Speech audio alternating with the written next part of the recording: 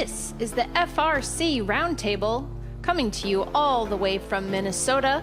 Your host team 2052 Nightcrawler presents this weekly FRC gathering where FIRST Robotics competition teams take cooperation off the field.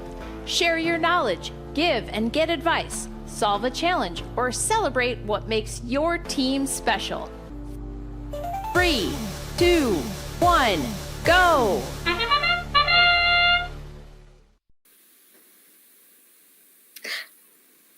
Totally good too. Okay. Yeah, so summer meetings and projects. I don't remember who brought this up or if they are in the meeting here. But I think the general idea is just to go over what teams do during summer, whether that's, when do they have meetings or different community events. So yeah. Who all has regularly scheduled meetings during this summer? We have in the past always done meetings over the summer. We have not talked about that as a team yet. With us just coming back from Worlds, we're still figuring out a lot of what the off season is going to look like. But yeah, we have done regularly scheduled meetings in the past, and I imagine we will this summer.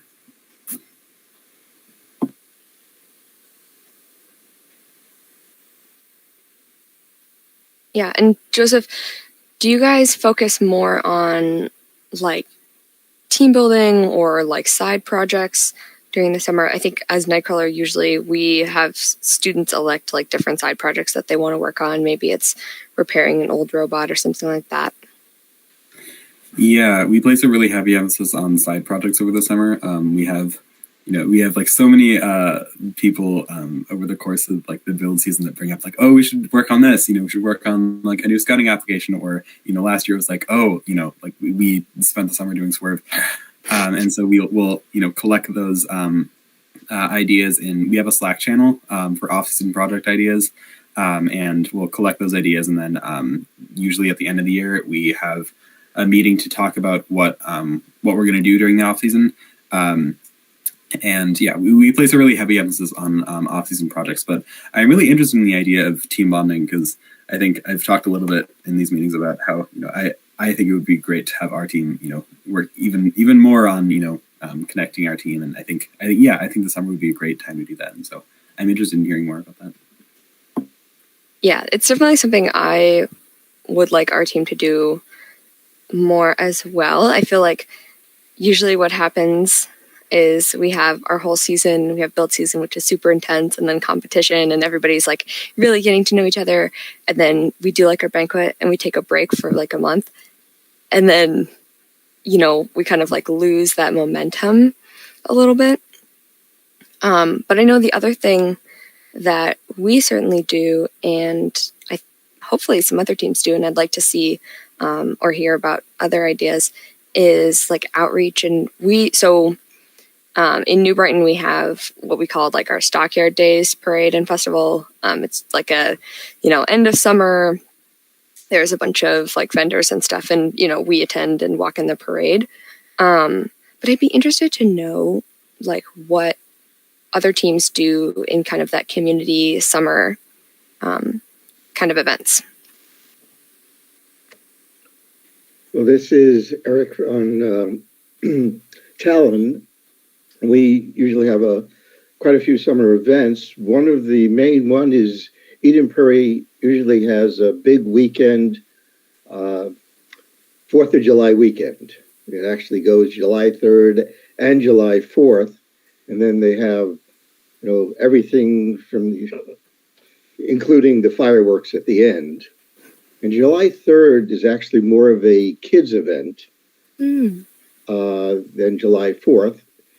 And we have a big area that we will actually invite kids to actually run the robot. And what we do is we take a foot pad, I don't know if that's a dance pad, and we program that to run the robot.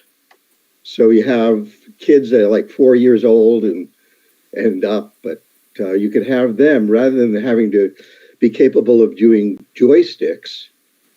And we then detune the robot so it's, only, if they hit it on it, it only goes a few feet or only shoots so much. And we brought out the last one we had target. Anyway, so then we have, we must have had like couple of hundred kids and family come by, and then each of the kids can actually, run the robot, drive it, a few feet at a slow speed by jumping on certain pads. They can intake, they can, a certain, foot pad starts the intake running, another one, will shoot and sort of aim. And I think we had the auto aiming. We were using, the last year's one that we had put up the target where we were shooting into. But the robot itself will do a self aim, so we don't have to have them. They sort of have to get the turret somewhere in the vicinity, but it would shoot for them anyway. They just have to hit the right foot pad and shoot. And that becomes a really enjoyable event for the kids and our students on the team, running it all. So that's just one of the examples that we do a community event. Yeah, that's really cool. I know with the theme reveal for next year, we had a lot of students who were very excited about potentially using a dance pad for Crescendo. Probably not for actual competition, but I think that's super fun. Yeah, that's a really good idea, and I like that. And so do you guys classify more that as just like a community event or an outreach event? Well, I guess it's an outreach for us, but it's large community. I mean, you have, as I said, we could interact with a couple of hundred kids and family just on July 3rd, coming through all day, and just the kids sort of, get in line to, run the robot, and the others are just so happy to collect the balls and run them back into the intake. So you have so many kids involved. If they're not running it, they're out there, catching the balls, and so it becomes a lot of fun for a lot of people at the same time. And then we the younger kids, if we allow them, we could sign up, start getting them interested in FLL at that time. Because some of them are old enough to be of that age, and then you're reaching out to parents here. How do we get our kids engaged and to get kids sort of excited about playing with robots? And then it's an entry into education on FLL.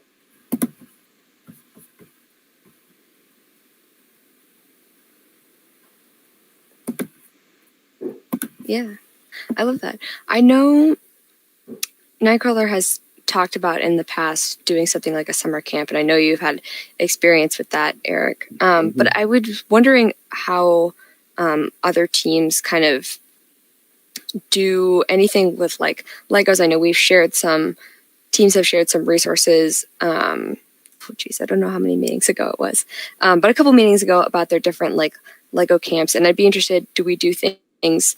Do most teams operate with Lego? Or, do we work outside of that a little bit? On our end, we do, like stomp rockets, and we have like little CD, like with balloon hovercraft things that we do as well. So I'd be interested just to like get a catalog of what some other teams do for these like summer community events, besides maybe bringing their robot. Well, I don't know if anybody else wants to say about it. Every year we do have kids build a robot using an Arduino the last few years. So that one last year, it was like a 4-day camp, like 4 hours a day, but the last hour of each day, we had it set up so that the kids could actually build.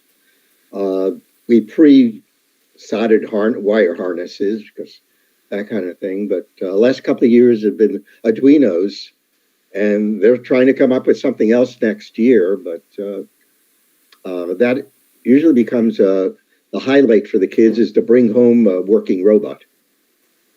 Oh, so kids get to bring it home too. Yeah, we buy kits. The last ones were they're actually, was a actuated robot with wheels, and so it would run.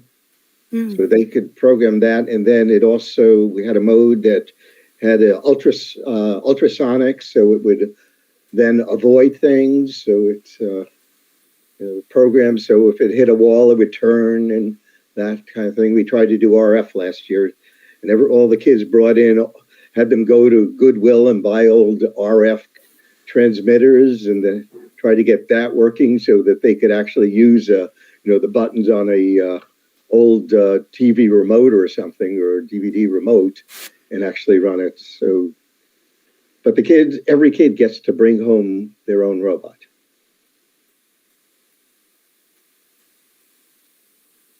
And then the other activities, the students decide exactly what they want to do each year. They come up with new things. They have to come up with a lot of things because the attention span's pretty small on these kids. They're doing like marshmallow bridges with the spaghetti. That was last year. And then they all compete to see who can do the highest one that doesn't crash, or marshmallow towers, I guess you might call them. And then they try and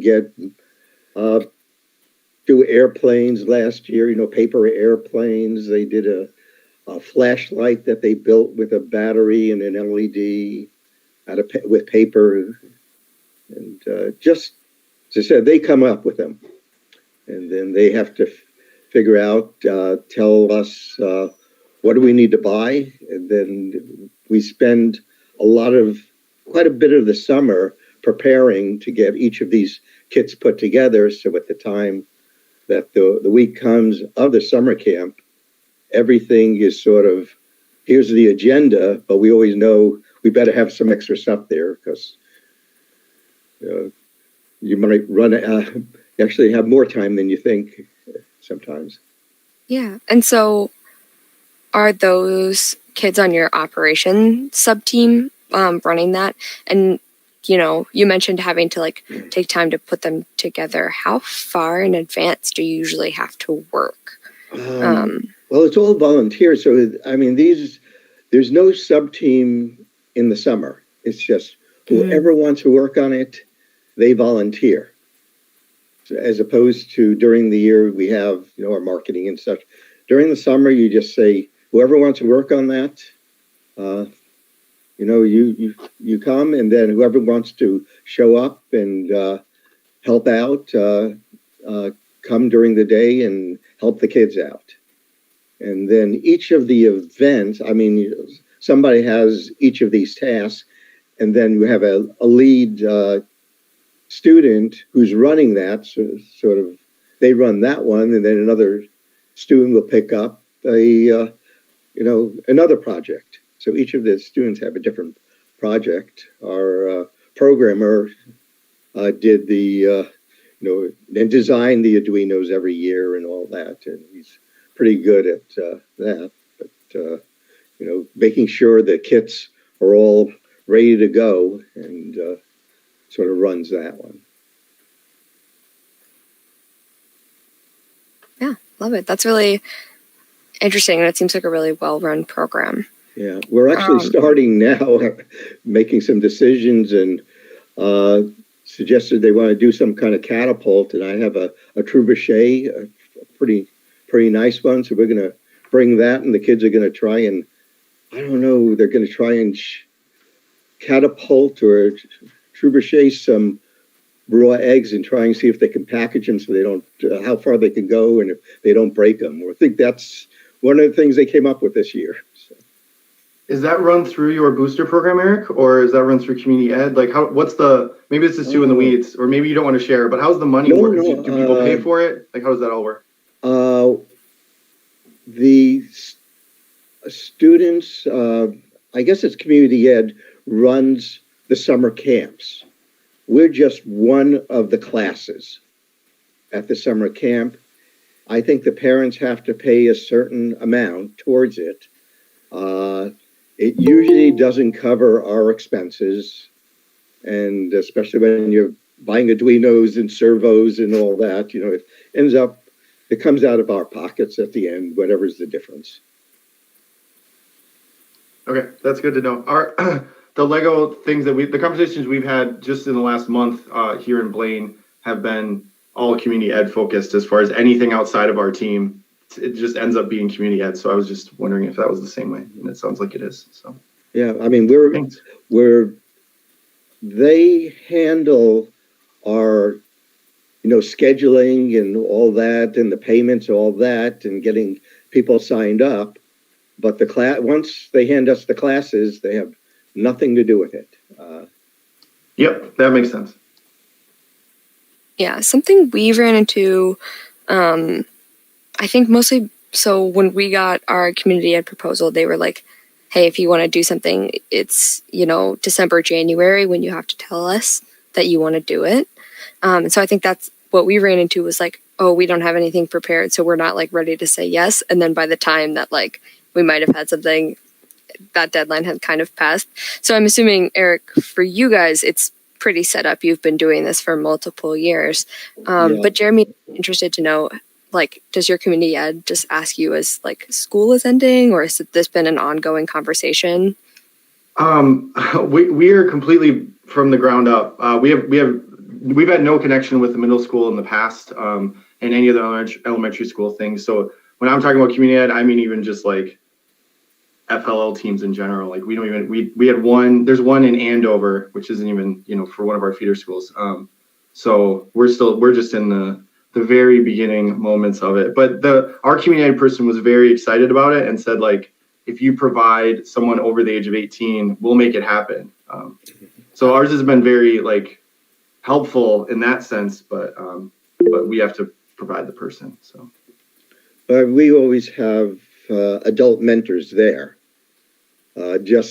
Anything we do with our students, we have adult mentors.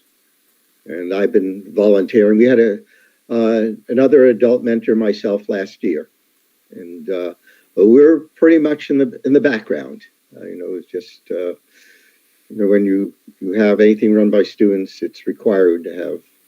I guess that's what you were saying, over 18 or something. But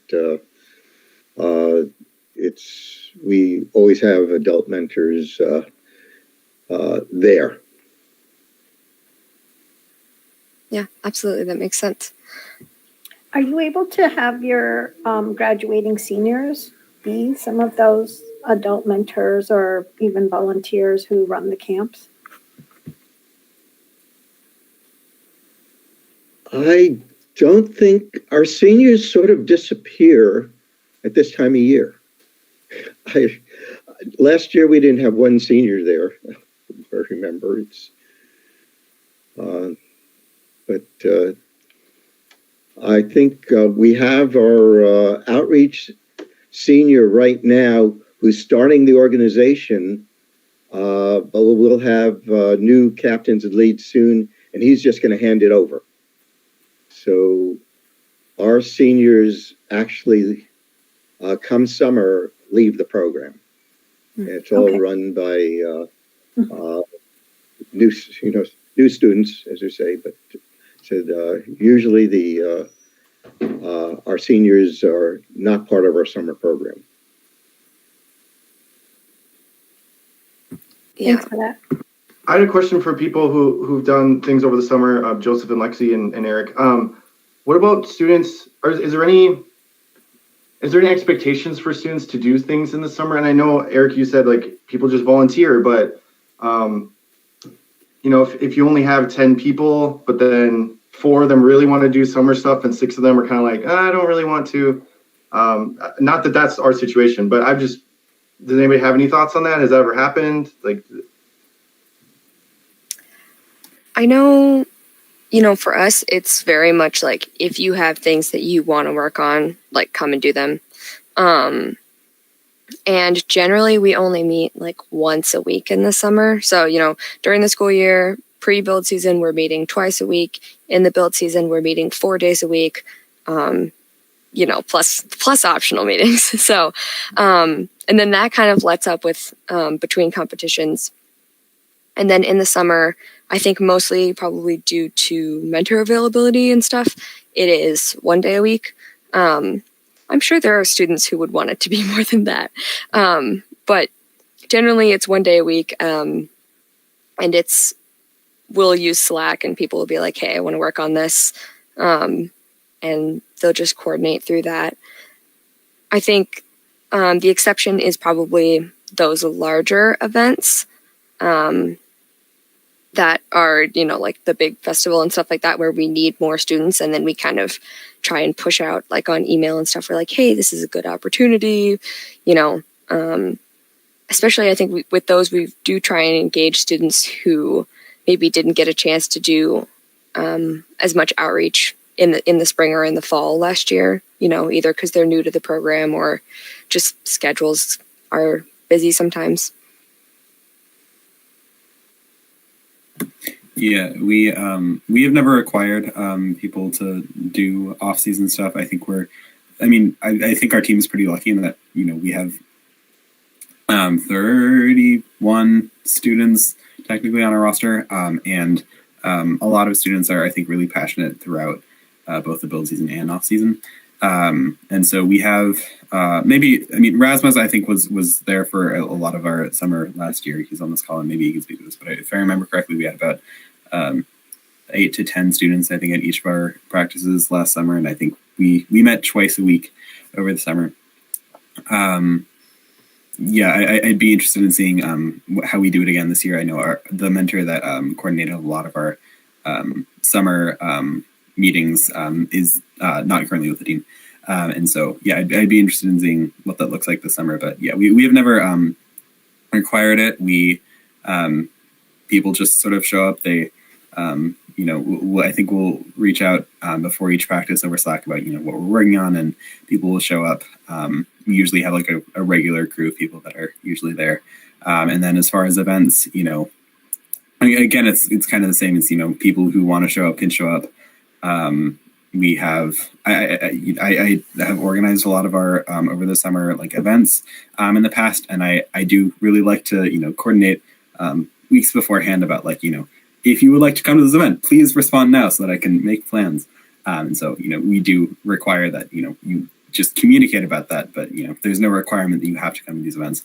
And we've never had, I think, an issue with not enough people showing up to an event. The only thing I can think of is like this, we're doing LEGO camps again this summer, and we had communicated to our team about like, hey, if you want to be a mentor for our LEGO camps, you can sign up here. And we communicated that once, and then I think there was 1 week where we had 2 slots open. And like technically, I think if we had like communicated again over Slack, more people would have showed up. But I talked to our head coach, Michael, because I had talked to a couple of my friends on Windchill, and they were both interested in doing LEGO Camp. And so they're helping us out over the summer and helping to mentor one of our camps. But so that's like the only example I can think of where we didn't technically have like enough people or enough interest in a specific event. But so, I mean, consider reaching out to other teams if you don't have enough people. There are a lot of robotics people that I think have a lot of interest over the summer. Yeah, also, I just want to say one thing about what we did last year is we did Swerve over the summer. So we had a lot of people that were interested in coming and figuring that out. And we had other stuff that we had planned to work on, like updating like a robot cart or like the pit or stuff like that. And that was stuff that we had planned on and then we didn't really get done. But we got Swerve done, and that was the big milestone there. So it's really about where people's interests were, and Swerve was the big interest there. So that was the thing that got done. Every year we have this idea we're going to create a demo bot. And never totally gets done, but what did get is a lot like Erasmus. We had to get Swerve, learn how to do Swerve, and we had to have that by off season. So we built a demo bot, at least the chassis, put the Swerve on and got it running. And great, we have this demo bot with Swerve, but then when we got to season, we needed those Swerve drives. So now we have the decommissioned demo bot again with no Swerve drives for it. Yes. If Swerve ever gets into stock again, we might do that this summer, but you can't even buy it if you want to. So. Yeah, I mean, it was the expense too. We the mentors had to sort of make a decision.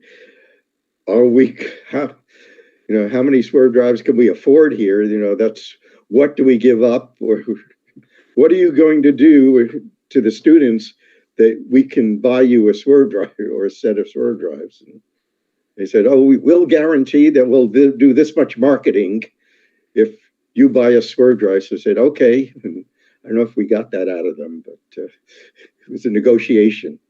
But yeah, that was a big summer task, and we have. I can't talk for this year, but in previous years we've had a lot of kids really engaged during the summer doing projects, and like the Swerve drive and this demo bot, and if they can get mentors there, they'll be there. We've got a room, and I mean, we have facilities to work, but it all is they're convincing mentors to be there for them to work. We'll see how this summer goes too. The other thing we have is we have a lot of things lined up every summer. And what we do is we get a student to champion each. They become the lead. And it's up to that student to then advertise it and schedule it and organize it through our Slack channel. So, I mean, they have, for each of these, they have a mentor to back them up, but it's their task to do this. Like the summer camp, we have a team, they have a lead to run the summer camp, and then it's up to them to get the volunteers and organize to make it happen. Another thing that we do that I've been implementing is working with IEEE. So I don't know if many teams are familiar with them. They're the largest, let's say, engineering organization in the world. And they have chapters all over the world. I don't know if anybody's heard of IEEE. And what we do, they have a summer picnic every year. And then I've been bringing teams in since FLL and FTC that actually do presentations to IEEE.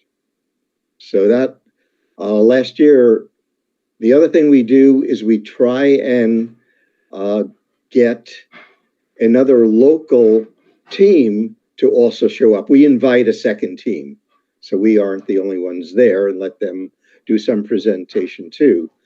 But we become the main presentation. This is like a 30-minute presentation for them, plus bringing in the robots and demoing. So that becomes a fairly large task during the summer to get students involved, create a presentation, and actually practice, and then coordinate it with the local group here and do that demonstration. So that's something else that I think works quite well. We were fortunate enough to, after this year, to actually get sponsorship from IEEE, which is fairly unique for them because they usually sponsor colleges, college students and graduate students. So because we've been, over the years as a team coming in and presenting to them, they agreed to actually sponsor us this year, which became one of our largest sponsors. So I was pretty happy about that one.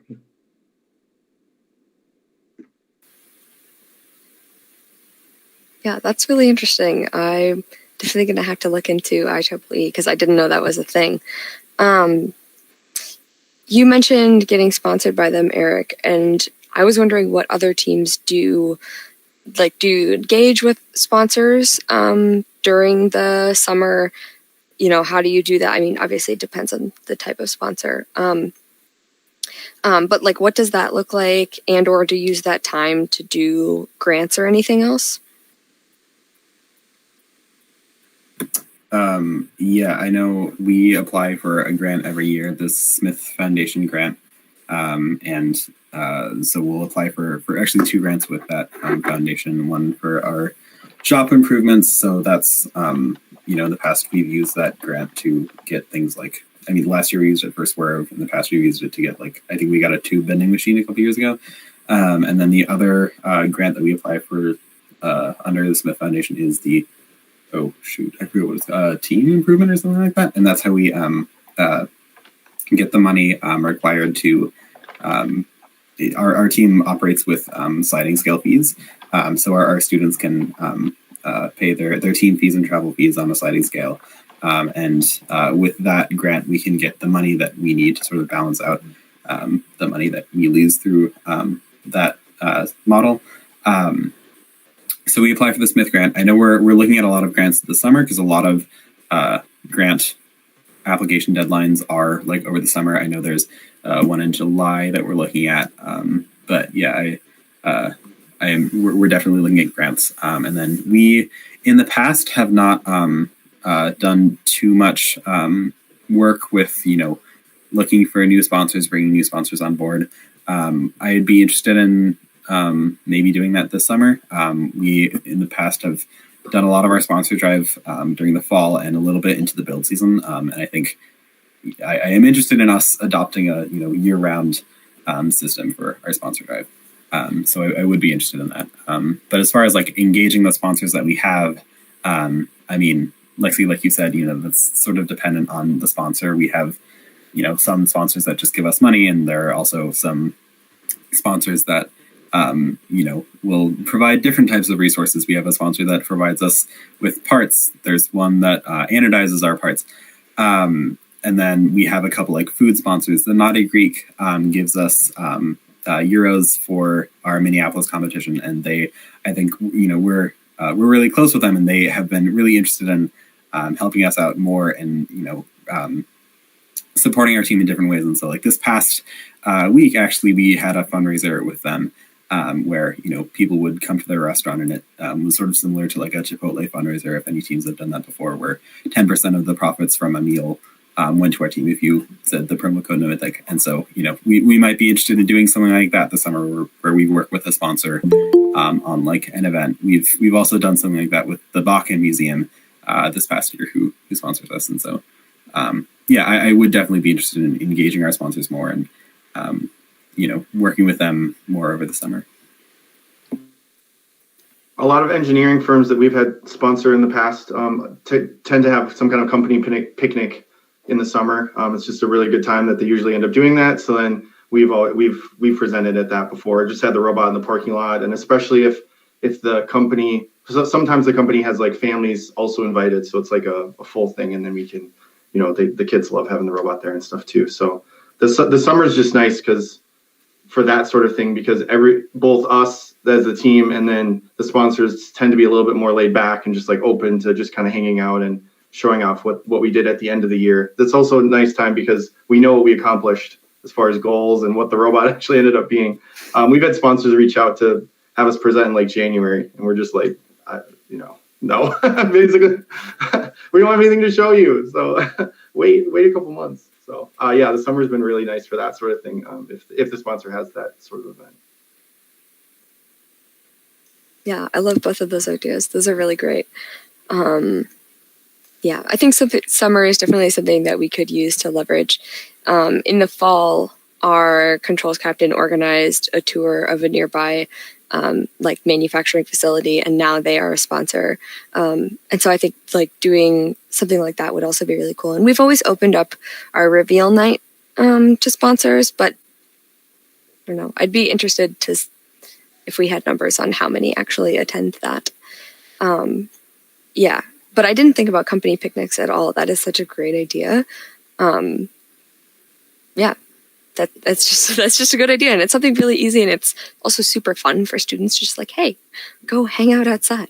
You know, we don't touch grass enough during the winter, so we can do that now.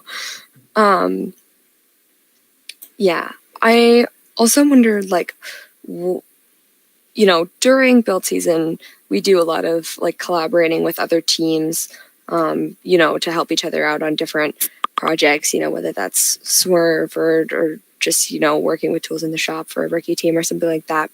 Do teams do different things like that in the summer where we like keep working on projects together? And if so, what does that look like for you?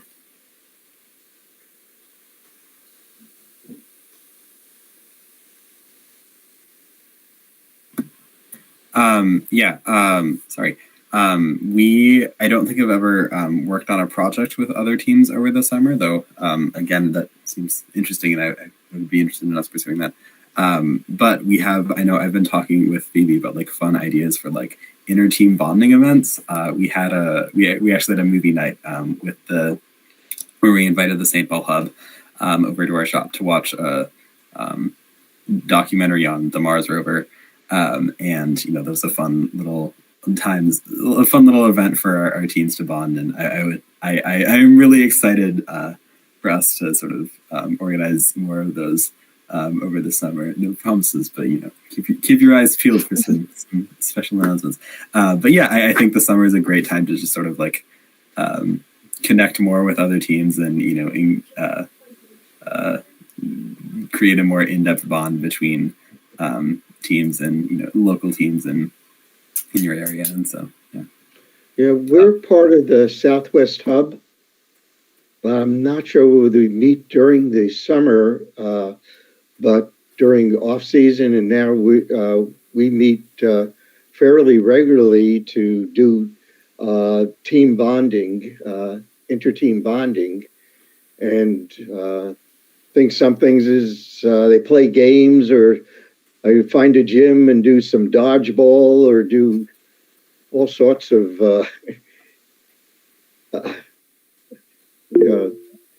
sort of team fun things together. I know earlier we actually, might have been at the beginning of this team season, we actually, you know, started, you know, trading ideas. We actually, you know, we'd have people going to each other's schools and then gather there and just discuss different topics. A lot like we're doing here in this round table. The Southwest Hub does similar things, but then in person.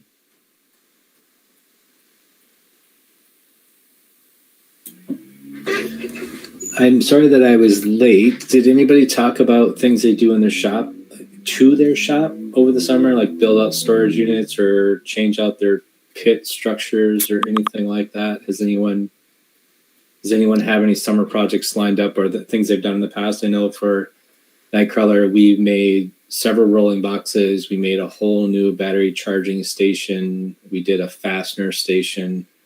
Those turned out to be pretty big projects, especially when you're dealing with heavy stuff like 12 batteries. So it takes a lot of glue and structure and let it set up for a week. Is anyone doing anything like that this summer? Last summer we built a new bolt cart for all our fasteners and everything. And this summer we are building a new battery cart to better manage our battery charging and all of that. And after having pulled the pit down to Houston, we are going to be going through our pit to take out all of the unnecessary items that are in there to cut the weight down.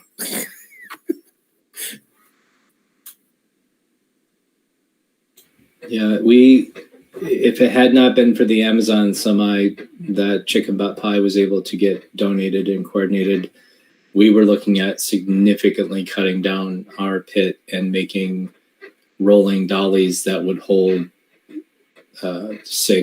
probably six totes, and maybe making a few other things, but they're really going bare bones for champs, because we pulled our trailer last year and it was super expensive because, you know, somebody pulling the trailer can't drive straight through like a bus can drive straight through. So those extra hotel nights really drove up the cost of that. Yeah, we also pulled Babbitt's down, so we had 2 pits in our trailer, so that added. I talked to a couple different teams down there that they have designed their entire pit, and they try to design their robot every year to fit underneath a coach bus, so that they can just throw it all in the bus and go.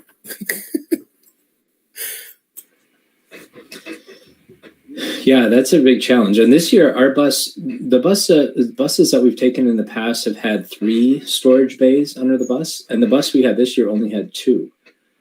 It's a good thing we didn't try to put the pit underneath the bus, because I'm not sure all of our luggage and the pit would have fit with only 2 out of the 3 bays available.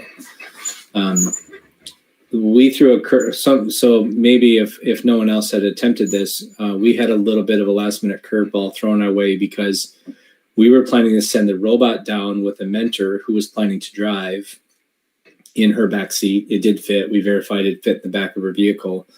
And Houston said, no, everything has to come together. You cannot have your tools delivered in the semi and drop your robot off in a separate vehicle. And I was a little taken aback by that.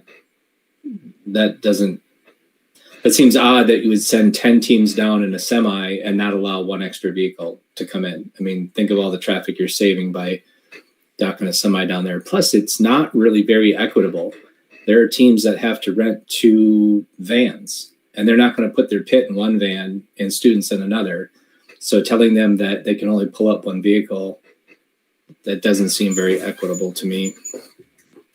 But anyway, yeah, so for anyone who's thinking, like we were thinking of, we'll put the pit under the bus, and we didn't want to lay a robot on its back, so we thought we would drive it down separate. That it was not going to be an option. And so fortunately, we found that out and was able to get the robot on the semi before it left. I'm surprised you couldn't have just dropped it off a block away and like walked. That's what I said. I said, look, there's a robot out here. Who knew? We'll put it on dollies and we'll just push it in through the reloading dock. They're going to not have any idea that this robot didn't come off one of the other vehicles. So luckily the semi was planning to leave 4 days sooner than it did. And we had lots of autonomous work we wanted to do. We had a new auto routine we wanted to get done. Luckily the semi ended up leaving the same day the bus left. So it really didn't kind of matter. But yeah, I mean, it could have been a problem. And I feel like I don't know. Their policy is their policy. We'll just have to deal with it, I guess. To add on to the hub conversation earlier, us in Anoka Hennepin, a few of the teams are talking about doing a volunteer day at Valley Fair. And if you get multiples of 5 people, then you get $200 per student. And it's an 8-hour workday, I think. I don't know all the details, but we're trying to drum up enough to get some kind of multiple of 5. If it's not a multiple of 5, then it's only $100 per person for the day. So it really helps to like have 10 or 15 or whatever, 5, whatever we end up with them out. But we're talking to a bunch of Anoka Hennepin teams about doing something like that. Can you talk a little bit more about what's going on with Valley Fair? I'm not sure I understand. I haven't been coordinating it, but the coach for Champlain Park, I believe, knows of some way to do it where I think it's during a week. I think it's in August, but the students would work like an 8-hour shift. And of course they have to be 16 or older. And then they get $200 if it's a multiple of 5 amount of people. I think, again, I don't know all the specifics. I think they just work like a stand or whatever. I mean, they don't operate rides or anything like that. It's something very low maintenance, but okay. So it's not robot related. It's just correct. Oh, okay. That's right. Fundraiser. It's only. Just a fundraiser. Correct. Yep. But we're just working with some of the other teams in our area to try and get a multiple of 5 people, basically. Yeah, something we do for fundraising is we've partnered with Mill City Roasters to make like Nightcrawler coffee. And we've sold that throughout the year, but when it's summer, the New Brighton community has its farmers market. So every week we go, we bring students coffee and a robot. And so usually, kids will come up, play catch with the robot, and then we convince their parents to buy coffee. And that's kind of great because it acts both as, something that makes money for the team, but it's also, just raising STEM visibility day to day. Not every day do you get to see a robot at your farmer's market. So people have fun with that. And it's been a way for alumni to kind of come back and reconnect just randomly, which is fun. And the other thing that we've been working on for this summer is actually a Section 4 meetup for teams. So we're part of MSHSL Section 4.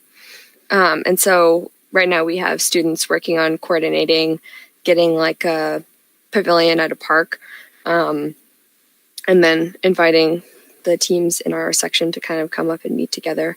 And I forgot to talk about that when we were talking about doing things with other teams. So, we'll see how it goes, but I think it's a really good idea, especially because, it's hard to do things with the whole of Minnesota sometimes.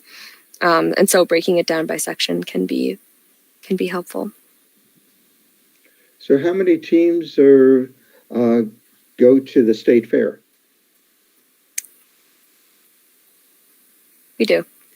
Okay. I know the kids get a kick out of that one and usually come up with, I guess you can win a blue ribbon and $100 or something like that.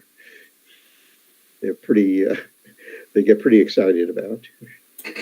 Yeah, isn't there something like 6 or 8 teams that are doing demos each day? Is that right? There must be quite a few teams that go. I don't. We have one. I think it's 3 a day, three times a day. It's only 3. No, it's they do three. it 3 times, 3 different. Yeah, so I know I went last year and we were there with Rogue Robotics and another team. And I don't think we were there multiple days. I feel like we were just there the one, maybe. Yeah, it's one day. It's one day, and I think it's usually 10 a.m., noon, and 2 p.m. or something like that. There's 3 different demo times, but they've only had 3 teams per day in the past, at least. So, and the fair is 10 days, so that's 30 teams total. Yeah, as a student, I think it's super fun.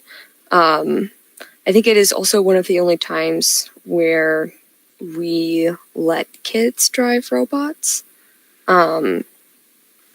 So, and that's something that we've been kind of hesitant about in the past, just for safety reasons. But they usually have fun with that, and it's almost like a mini competition in terms of the stress. Sometime last year, we showed up and a radio was not working. Luckily, Rogue had a spare, so that was good.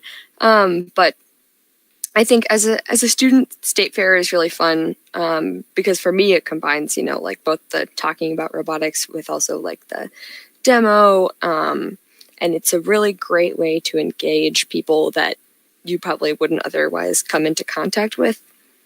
Yeah, and it reaches a lot of people. I mean, the State Fair has,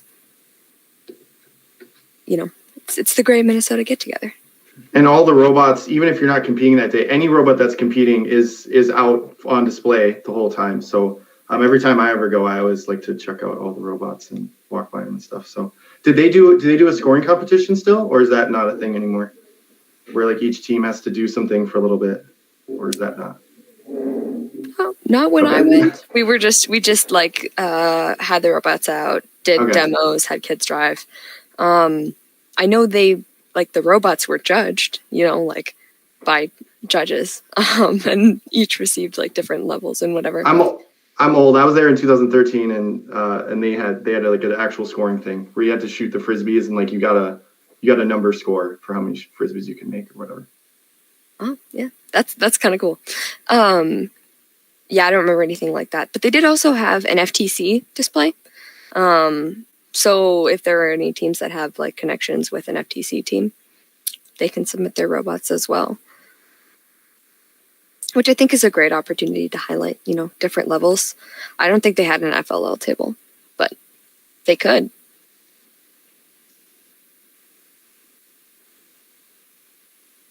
I know for the Sorry, go ahead. I know for the scoring thing, at least how it's happened in the past 2 years, I think, is the robots are either judged on mechanical or electrical, and then it's like a short little, I guess, like, I don't know if it's an essay. It's like a few questions answered about the robots are submitted, and that's how that works for scoring, I believe.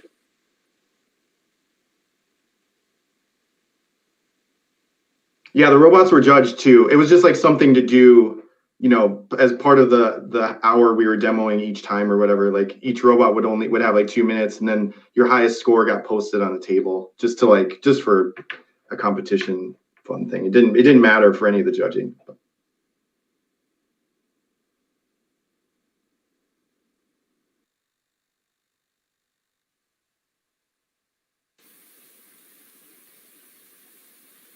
Somebody had a question before Rasmus. If I remember that right, maybe not. I was just going to say that in the past, they've had FLL teams doing demos as well. Oh, that's awesome. Okay. I hope they bring that back. Yeah, I mean, that's the best way to be like, how do you have kids join robotics? Here are your 3 options.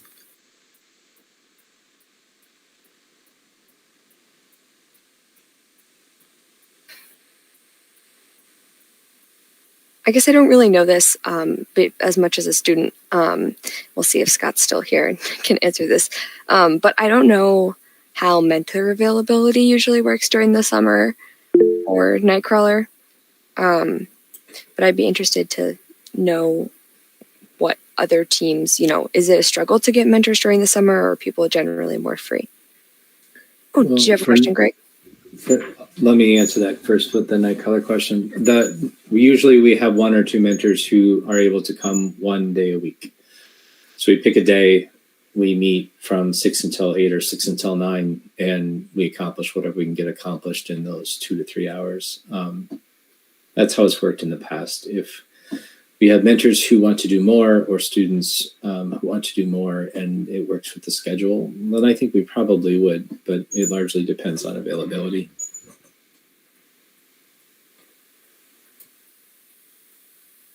Yeah, that's what I figured. What's up, Greg? Not much. How you doing? Yeah, we're Cambridge Isani Blue Jacket Robotics. We're kind of geographically in our own little world, about 45 miles north of Minneapolis. So all that stuff sounds great, but our nearest team is about 20 miles from us, a little less, North Branch maybe, Mora, all small country teams. So most of our fundraising, we're driven and funded by our small communities, and we live off these $500 donations. So most of the stuff we do during the summer is Cambridge Appreciation Days, where they shut down the main road and we roll out our big carpeting out on the road and just let these young kids drive around the competition robot. Let's tear it up. We're not going to be using it next year. It's a lot of fun too, and it's also good for recruiting. Pique the interests and tell the kids and show the entire community what we're doing. One of our biggest fundraisers that we do, though, is what we do have is a sure abundance of farm animals. So we have a local beef farmer that donates a quarter beef, and Isani Meat Markets processes it for us. And we have 202 pounds of steaks, ground beef for a $10 raffle ticket. We usually end up, we're allowed up to $5,000 for a not-for-profit. And we usually hit that mark pretty darn close. So it's one of the best fundraisers. It was some crazy idea. We're looking around. What do we have? Farm animals. So, yeah, we genuinely have more chickens and cows than we do have people at our school, district. Covers about 250 square miles from what I understand. So covers vast amount of small towns, 2 small towns together, Cambridge, Isani, plus all these townships and even smaller towns that you probably never even heard of, and really doesn't really exist in my opinion. But So our community is our bread and butter. We do Kids Day in Isani just to pique the interest, right? Fly the banners of all our sponsors and keep in touch with them and show them that thank you for our support by supporting our local communities, and that's how we exist, just on these little $500, $600 and a lot of pancakes and bagging groceries. So, and you wouldn't be able to tell that we're a pretty low budget team because we got very resourceful people in our town, and our pits reflect a certain amount of professionalism, I believe, and that's all hand built and handcrafted. So, you don't have to have big bucks to look good and be good, And it's not all about the pits anyways. It's mostly about the kids. We focus hard on the kids, and my wife just got back from the senior dinner for the upper 10%, and she was being honored as an inspirational person in a couple of students' lives. So that was pretty cool. So that's where we're at. I mean, hey, we're happy with $500 from Cambridge Dental. It's awesome. And we're proud of it. Doesn't anybody have any big sponsors we might be able to get?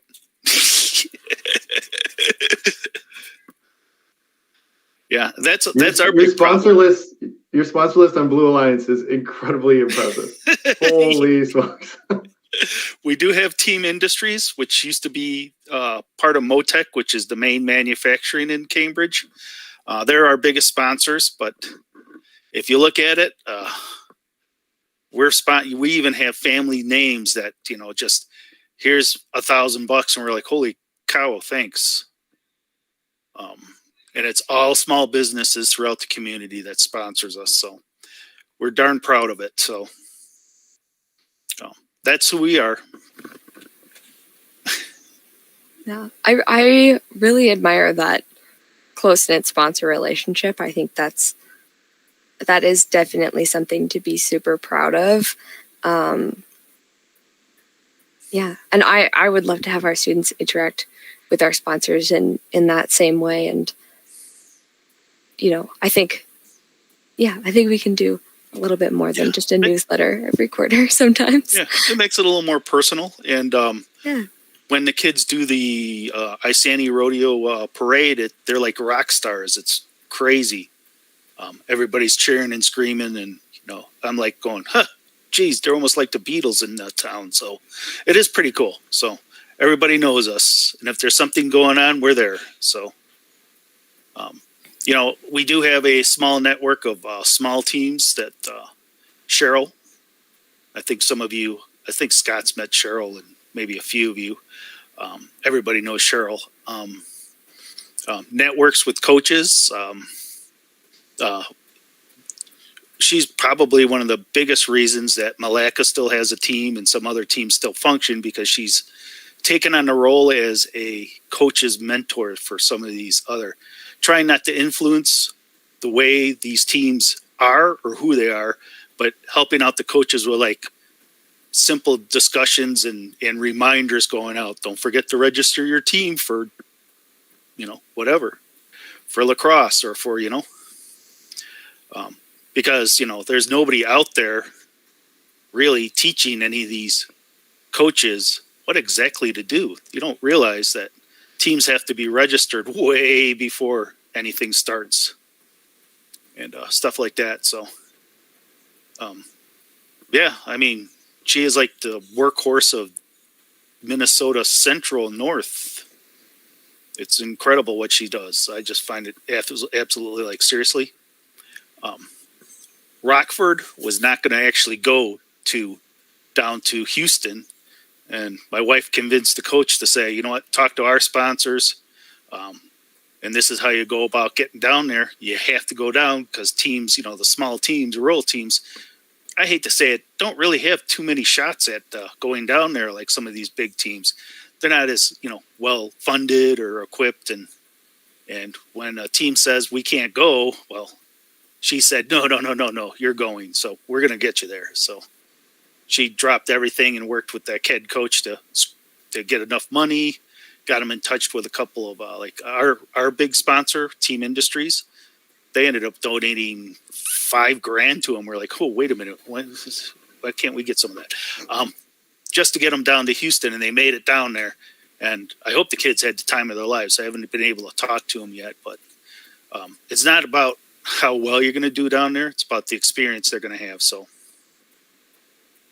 and some teams just don't have that opportunity that often. So when they do, they got to get down there, check it out. We're not as awesome as Nightcrawler, huh, Scott? Just joking. Every team's cool. Every team's different. Every team's cool. So, Well, our price tag is getting to the point where I'm like, yeah.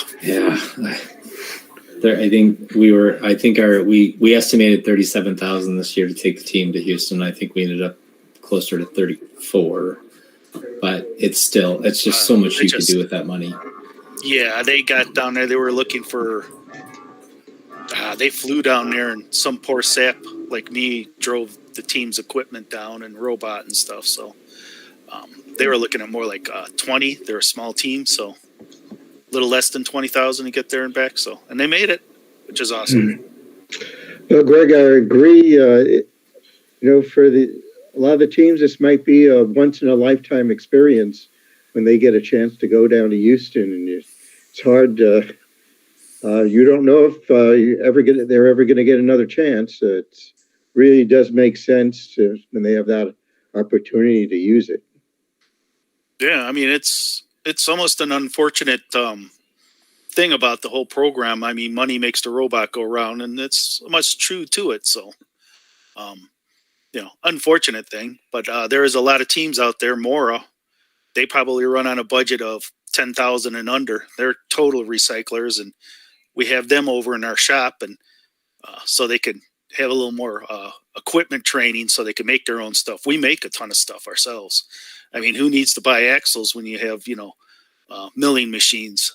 Was a laugh. I was like, well, it'd take 4 or 5 days to get this axle. And one of our students says, give me about 30 minutes. I'll be back with one. And went into the shop and milled in his own axle for, one of the gearboxes. So that kind of makes me chuckle, But yeah, recycle. And, when some of these smaller teams have an opportunity, you just got to push them and help them. So,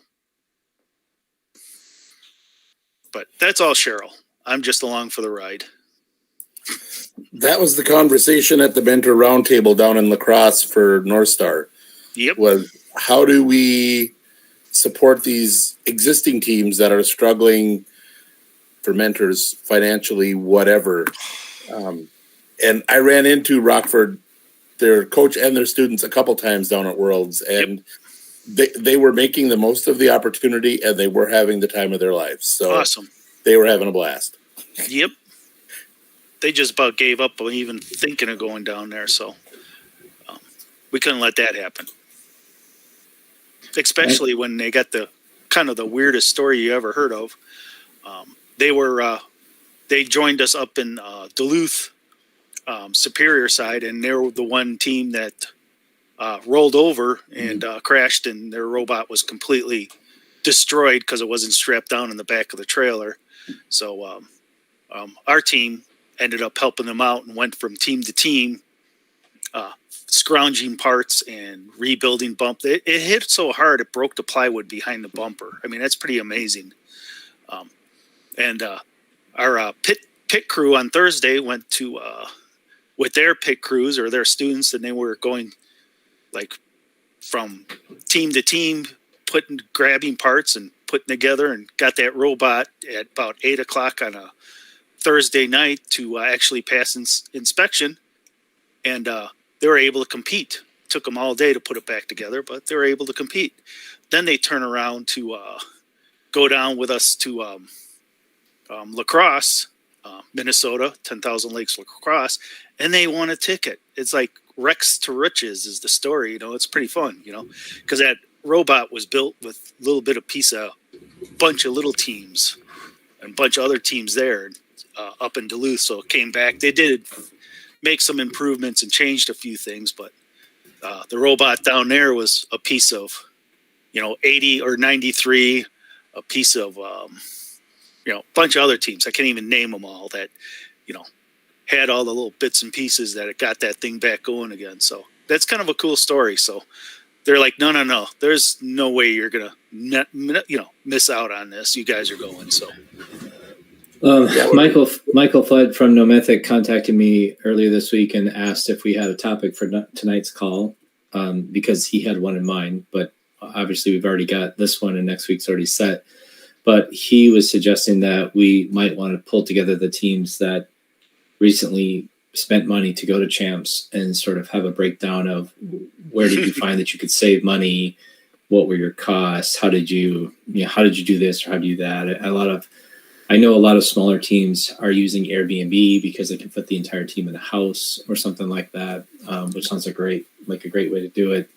I've heard of teams that fly in and then they either have someone drive down in a minivan or rent a minivan and they just shuttle people back and forth from wherever they're staying rather than paying for transportation, like renting a local bus company. So I think that's a good topic, but it might be something that the students may get really bored with really quick. And maybe this is a mentor topic at some point. I don't know if anyone has any thoughts on doing a call like that, where we basically just have a budget meeting and talk about finances and things for champs, but I'm not opposed to it. I'll open up our books and show you everything we spent our money on. Scott, I'd be down for a budget meeting. Yeah, budget meeting. Yeah, Yes. sounds like a great idea. Accounting is Lexi's jam. We weren't close to qualifying, but we had talked before, like just in case, like just in the couple of mentors we have, we were like, we'll have to rent a van and we'll just drive down there. I mean, that's kind of what that was our backup plan if something happened, and we just wouldn't have the money for any of that stuff. We were very fortunate to get $4,000 in donations from parents of students who have graduated within the last 10 years. And that right now we're looking like we may end the year break even. We were looking at ending the year at a loss previous to 2 weeks ago with what it was going to cost for us to go to champs. And it created a lot. I mean, we have savings, and we have savings for that reason to kind of cover the years where things get a little lean. We did lose a couple sponsors this year, and then we had other sponsors that dropped their sponsorship amount from previous years. And it was a lean year for Nightcrawler. But when you start thinking about spending $40,000 on a 3-day trip or 4-day trip, you start thinking about what are all the other things that we could do with half that money if we only sent half the team. And so we are having some kind of tricky and tough conversations about, does it really make sense to send the whole team down or not? And I get the whole, there's no guarantee that you could go back, and it's a legitimate reason to send the whole team. But there's also the other side of it when you send kids who it's their first year on their team and they haven't really indoctrinated themselves into robotics yet, and they spend a lot of the trip playing games on their phone in the stands. That wasn't worth over $1,000 to send that student to champs. So it's tricky. It's really hard. And you always want to do the right thing for the students, but when the costs are so high, you have to decide what's the best thing to do for everybody. Break out the credit cards. Yeah, and we've changed our policy this year. I know that I've mentioned it on the call several times, but Nightcrawler several years ago, when there were so many protests around racial inequality and stuff like that, we stepped back and started thinking about how we can be more equitable on the team. And we set all travel fees for all student, regardless of any free or reduced lunch program or anything else. We made all travel fees optional. And so when you have you're just asking for the parents to pitch in what they can. And you can't say, well, we know we're going to collect this much money from students. It gets harder. But even then, even when we stepped back and we looked at it and we said, if every single parent contributed the $250 suggested donation whose student is not on free and reduced lunch, that's still going to cover less than 20% of our trip. And it's like, we we can have these equity programs all day long and we can hope for the best. But even if we got 100% participation, which we did this year, it was fantastic. The parents were amazing. We got, in fact, we had some students who were on free and reduced lunch whose family donated something. So we got over 100% participation, but we still didn't collect. We didn't even get to 25% of the total costs. So it gets really hard fiscally when you do that. But we really went off the rails of our topic of summer. What do we do in the summer? You're doing some accounting this summer. Sounds like. Yeah, I did the books today. That's how I know that it looks like if we're careful, I think we're going to end the year on the right side of the ledger line, where before we were looking at doing a loss. But I did that accounting today. Plus, I think, like Lexi said, I think our coffee fundraiser at the farmers market, I think that's going to be a good fundraiser for this summer, and I think that'll help us make sure that we finish on the right side of the line as well. Yeah, and hopefully having a task force fundraising for people to actually think about it during the school year next year would be good. I like what you said about Valley Fair. You know, the events that we go to at 10K, you know, Mariucci and Williams Arena, the people that run those concession stands, they're all nonprofits that apply to run those concession stands, and they get a cut of the sales. And I think it would be good to look into more things like that as fundraising opportunities for kids to help the team over the summer. Especially those kids that, if you're allowed to do that under the age of 16, we have lots of students who'd love to have a summer job, but nobody will hire them because they're not 16 yet. If we can find things like that kids who are under 16 can't find a summer job, but could help do fundraising, that's even better. Well, that was one of the things that a few of our students that when we went to Worlds, they went to some of the workshops on marketing and all of that stuff, and they have got a plan now for this summer of what they're going to do business wise to start now to raise money so that we're not in this situation for next fall. When our team qualified for the first time to go to Worlds in 2016, it was that whole moment of, we're going to Worlds. Oh no, we're going to Worlds. We got to pay for it. So after that, they decided every year that they were going to, in their budget, they set aside, they started out at $5,000 every year that they were going to add to their budget to put into a Worlds fund. So they've had that in their budget every year. So we've got that money sitting there. Yep. And that's really smart. And depending on, how your money is managed, if you, like Nightcrawler is a 501c3 nonprofit. And so we have our own bank account and we do budget to go to Worlds every year. And if we don't end up going to Worlds, that money will be there for the following year. Or we can do something else with that money. I mean, that kind of money would let you refresh all of your laptops or, build a robot over the summer that is purely for demos, and so there's a lot of things you could do with that money if you budgeted ahead of time to say, we're going to try to fundraise for this trip. And if we don't make it, then it'll be that we're going to hang on to it, or we'll spend it on XYZ. Maybe you buy a CNC, maybe you buy a water jet. I mean, who knows? I mean, just think about that. You could not go to Worlds, and then you could get like this huge, ginormous water jet. I know several students who'd say, let's not go to Worlds. I want that water jet.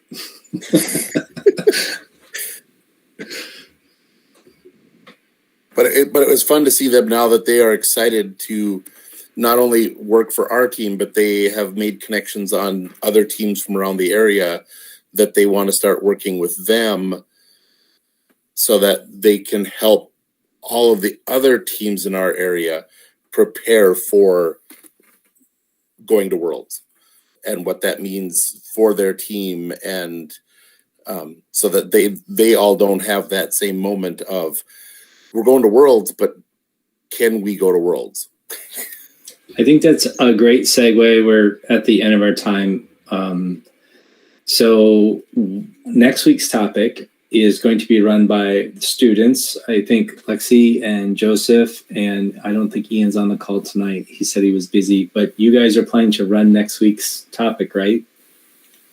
So, and your topic is making Minnesota FRC better. Is that right?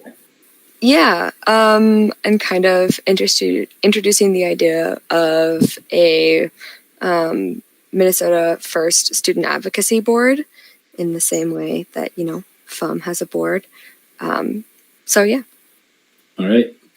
So just like you were saying, David, working with other teams, getting them ready to be better. That's, I think, what we're going to be talking about all next week. So the students will be running the show next week. Does anyone have any topic suggestions for the following week?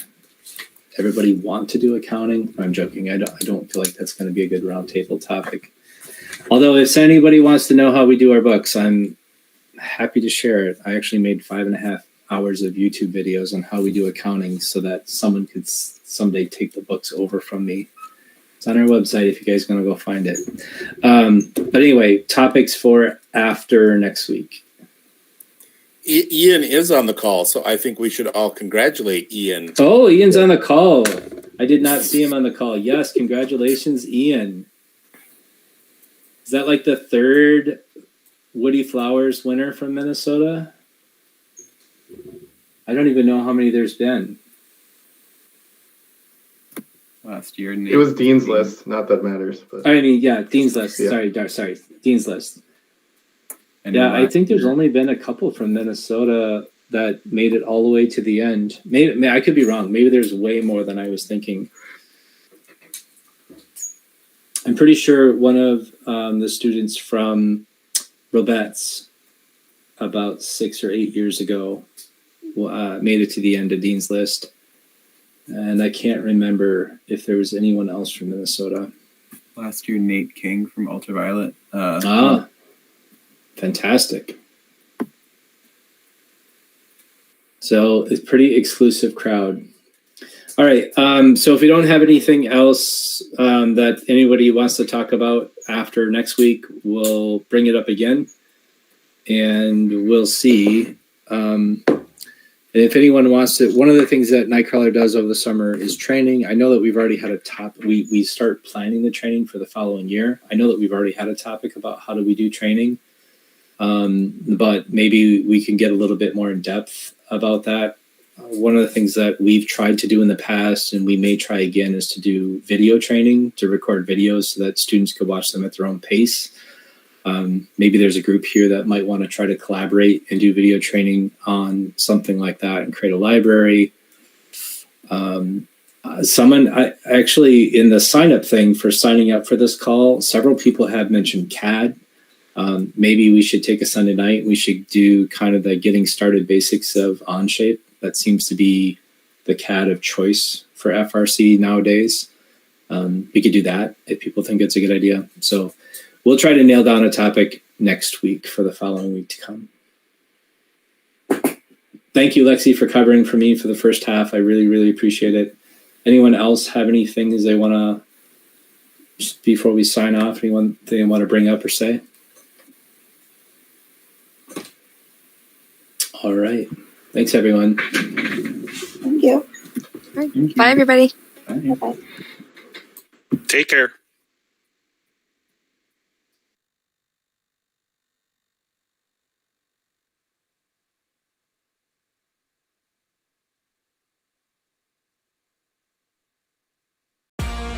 That's it for this week's FRC Roundtable. Join us live all season long, every Sunday night. Visit the website at team2052.com/roundtable to sign up for weekly invites. In the meantime, keep building, keep learning, and we'll see you next week.